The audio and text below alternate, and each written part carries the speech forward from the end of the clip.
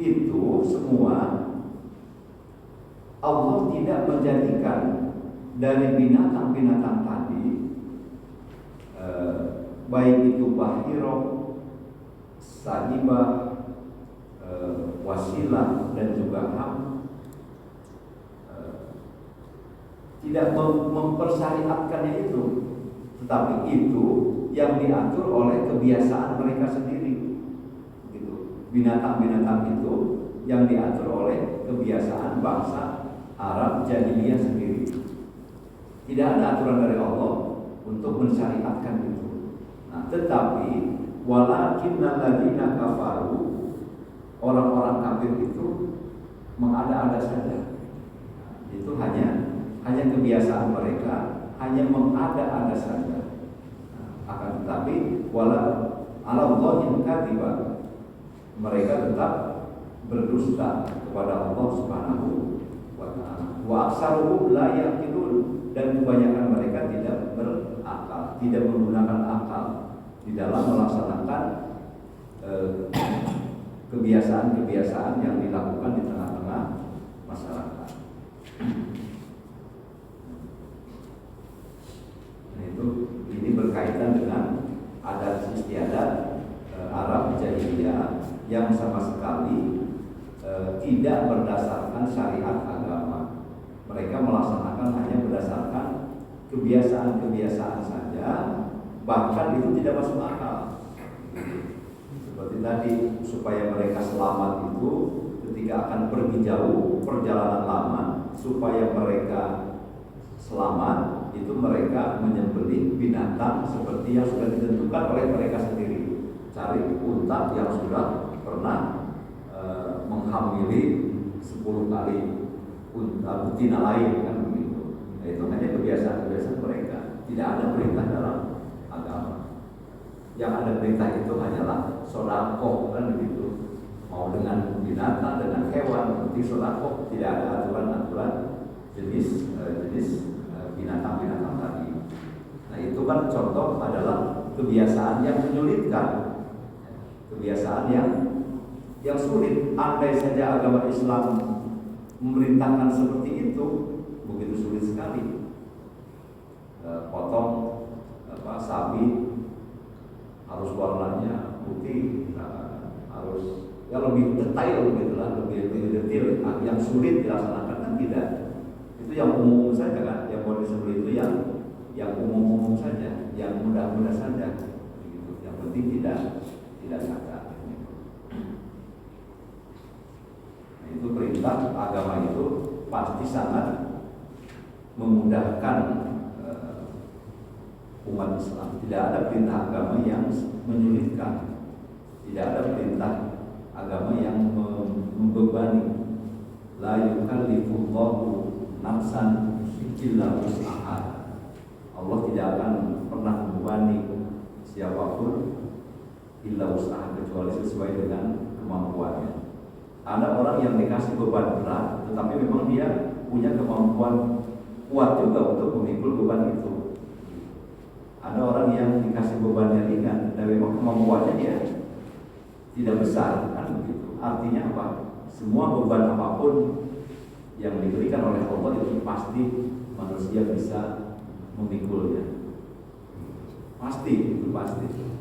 Tidak ada yang seberat apapun pasti bisa kita memikulnya. Begitupun dengan ajaran agama, dengan perintah agama. Tidak ada perintah Allah yang sangat berat. Contoh tadi pertanyaan sahabat tentang ibadah haji. Seandainya ibadah haji diwajibkan setiap tahun bagi seluruh umat Islam, itu pasti juga tidak akan mampu. Tidak akan mampu secara pribadi, juga tidak akan bisa di alam, di mukanya tidak akan bisa menampung manusia umat muslim sedunia, ya nggak mungkin, kan begitu. Nggak mungkin itu sesuatu yang sangat tidak mungkin, itu tidak bisa dilakukan. Maka kewajiban itu adalah bagi yang mampu saja, cukup bagi yang mampu saja, cukup satu kali bagi yang mampu yang wajibnya. Tapi kalau mampu di tahun berikutnya, tidak ada persoalan untuk pergi haji kembali. Tidak dilarang,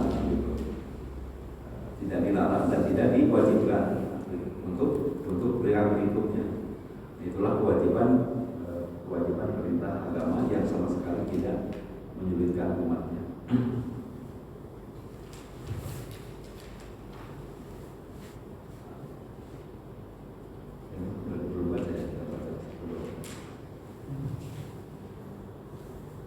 وَإِذَا قِيلَ لَهُمْ تَعَالَوْا إِلَى مَا أَنزَلَ اللَّهُ وَإِلَى الرَّسُولِ وَإِذَا قِيلَ لَهُمْ تَعَالَوْا إِلَى مَا أَنزَلَ اللَّهُ وَإِلَى الرَّسُولِ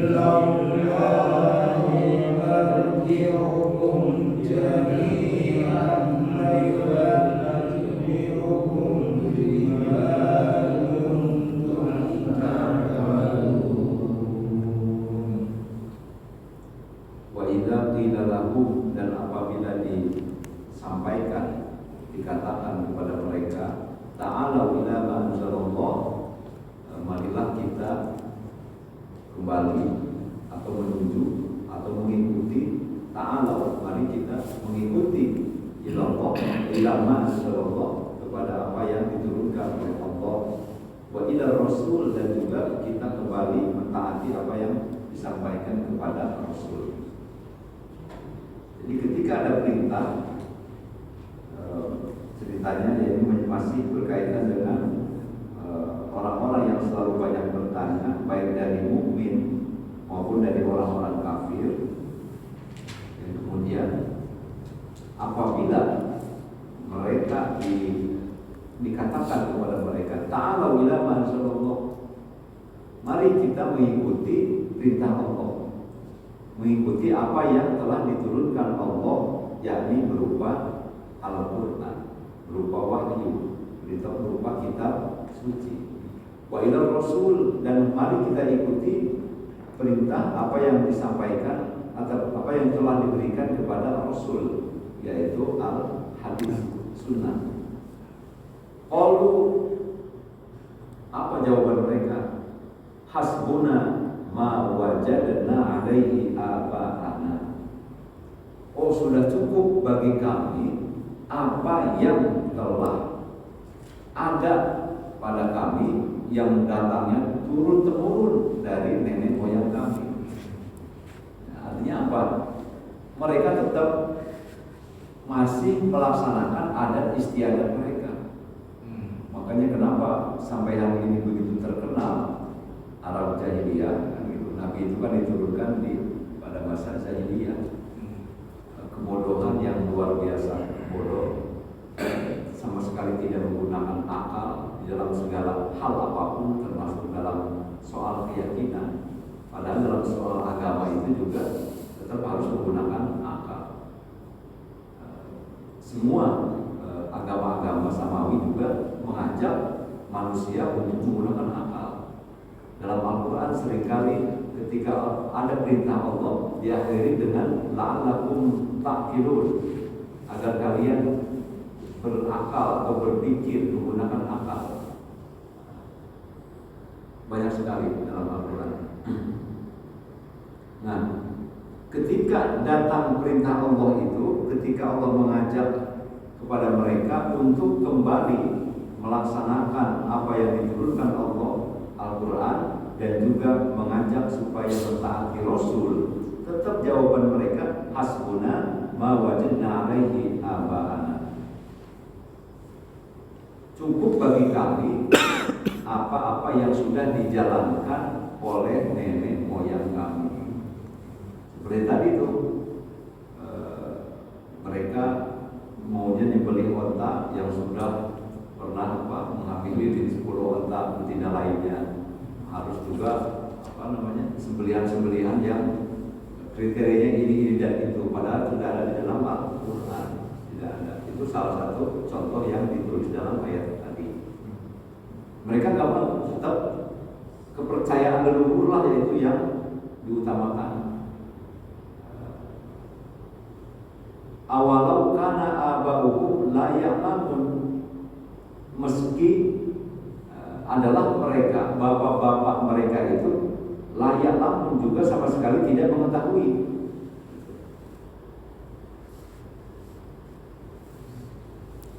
Nah, juga mereka, nenek-nenek moyang mereka itu aba'uhum layak lamuna syai'a, tidak mengetahui sesuatu apapun, wala yahtadun, dan mereka juga tidak mendapat petunjuk. Nah, padahal nenek-nenek moyang mereka juga artinya tidak tahu landasannya mereka melaksanakan itu apa, tidak tahu. Landasannya mereka menyembah berhala apa, tidak tahu. Tidak ada landasan perintahnya, tidak ada juga rasionalisasinya, tidak ada. Nah, gitu. Jadi yang dimaksud ayat ini layak lamun syai'a, tidak tahu sebab asal muasalnya kenapa harus begitu, dan wala yahtadun, dan juga memang tidak ada perintah. Jadi ya karena turun-temurun saja sudah menjadi tradisi, sulit memang untuk dihilangkan. Tetapi sebenarnya dalam pelaksanaan beragama itu juga, walaupun ada hal-hal yang erat kaitannya dengan sebuah tradisi, tetapi itu sepanjang tidak menyangkut persoalan akidah, tidak bertentangan dengan keyakinan beragama, dan juga tidak bertentangan dengan dengan kaidah-kaidah fikih, itu nggak apa-apa. Misalnya apa? Tidak ada kaitan dengan fardu, misalkan berdoa untuk mayit, untuk jenazah, untuk orang yang sudah meninggal. Perintahnya itu apa? Perintahnya adalah mendoakan mayit, mendoakan orang yang sudah meninggal. Itu perintah agama. Bagaimana cara mendoakannya itu bebas, kan begitu. Mau sendiri di rumah, mau ngajak tetangga bareng-bareng, mau satu malam boleh, kan gitu. Mau 3 hari ya boleh, 7 hari ya boleh, mau tiap malam selama 100 hari juga boleh kalau mau, kan begitu. Itu tidak ada. Tidak menyalahi kaidah-kaidah agama, karena perintahnya itu adalah untuk mendoakan, tidak ada batasan tertentu. Nah, kalau pada hari ini kita laksanakan tahlil sampai 7 hari, itu kan tradisi. Tradisi di kita, di Indonesia terutama, tradisi. Apakah tradisi ini menyalahi agama? Tidak, karena itu perintahnya ada, landasannya ada. Walaupun memang itu turun-temurun. Kalau di kita ditanya, misalkan Pak Ali ditanya, itu Pak Ali kenapa sampai 7 hari begitu? Alasannya nggak tahu juga, nggak apa-apa. Alasannya nggak tiap 7 hari, nggak apa-apa. Alasannya nggak tahu. Atau 40 hari lagi ada, nggak apa-apa. Kemudian haul lagi ada, nggak apa-apa. Nggak apa, tidak tahu alasannya. Walaupun itu tradisi, tetapi karena itu tidak menyalahi perintah agama, karena perintahnya adalah untuk mendoakan. Udah itu aja, selesai. Nah, jadi jadi tradisi itu ada kalanya untuk menguatkan syariat agama, ada kalanya memang tradisi yang menyalahi dengan kaidah agama. Jadi kalau tradisi yang justru memperkuat syiar agama, memperkuat syariat agama, itu boleh, dan itu bagus itu. Peringatan Maulid Nabi tradisi. Tapi apakah isinya berselisih dengan perintah agama? Tidak. Apa itu boleh dilaksanakan? Boleh, bahkan bagus, kan begitu. Kan bagus itu. Sebuah tradisi yang tidak bertentangan, bahkan tradisi itu memperkuat nilai-nilai agama terhadap umatnya, memperkuat syiar agama, itu boleh dilaksanakan. Nah, gitu. Itu tradisi yang berkaitan dengan tradisi. Tapi kalau tradisi jahiliyah dulu memang layak lamun syai'a wa la yahtadun, tidak ada perintahnya dari agama, dan juga mereka tidak tahu argumentasinya, asal usulnya nggak tahu juga. Pokoknya nggak begitu deh, gitu. Nggak tahu apa alasannya, dan apalagi tidak ada perintahnya. Nah, kalau kita tradisi Maulid, walaupun mungkin kita tidak tahu alasan argumennya yang detail, tapi kan tidak ada larangan. Yang ada adalah perintah. Perintahnya mengagungkan Nabi, perintahnya membaca sholawat, kan begitu. Karena dalam Maulid itu pasti membaca sholawat, sekaligus juga mempelajari tentang akhlak baginda Nabi Sallallahu Alaihi Wasallam. Tradisi apa? Tahlil, walaupun tidak tahu dasar alasannya, laksanakan, karena itu tidak menyalahi kaidah agama. Itulah 10 menit kira-kira makna atau pemahaman yang bisa kita petik dari ayat ini, dari cerita ini. Ini kan cerita dulu kan, gitu. Cerita dulu, tapi pasti ada hikmah buat kita hari ini. Nah, ya ayyuhalladzina amanu 'alaikum anfusakum, wahai orang-orang yang beriman, alaikum anfusakum, wajib bagi kamu sekalian untuk menjaga diri kalian, la yadurrukum man dhalla idza tadaikum, yang tidak akan membahayakan kalian orang-orang yang dimana dia sesat. Orang itu sudah tidak ada itu apabila kalian mendapatkan petunjuk. Jadi kita harus menjaga diri kita sendiri, karena orang-orang yang sesat itu tidak akan membahayakan kita. Sekalipun ada orang yang sesat, banyak orang yang sesat, tetapi orang yang sesat itu tidak akan membahayakan diri kita, jiwa-jiwa kita yang sudah kuat. Bahkan kalau memang pendirian kita kuat, landasannya kita kuat dalam rangka melaksanakan syiar agama, kalaupun orang lain menganggap itu sesat, nggak ada pengaruhnya. Kita lagi maulid, ada orang lain membid'ahkan, kan? Membid'ahkan atau menyesatkan orang yang maulid, nggak ada pengaruhnya buat kita, kan gitu. Nggak ada efeknya sama sekali. Yang penting kita menjaga diri kita, menjaga nilai-nilai agama, menjaga syiar agama, nggak ada pengaruhnya. Mau orang lain bilang sesat, Yang penting kita melaksanakan sesuai dengan keyakinan kita, ada argumentasinya, ada alasannya di dalam melaksanakan kegiatan-kegiatan itu. Nah, la yadurrukum man dhalla ila idza tadaitum. Ilallahi marji'ukum jami'a, semuanya hanya kepada Allah tempat kembali. Fayunabbi'ukum, maka Dia beritakan kepada kalian bima kuntum ta'malun, tentang apa yang kalian kerjakan. Jadi semuanya akan kembali kepada Allah Subhanahu wa taala.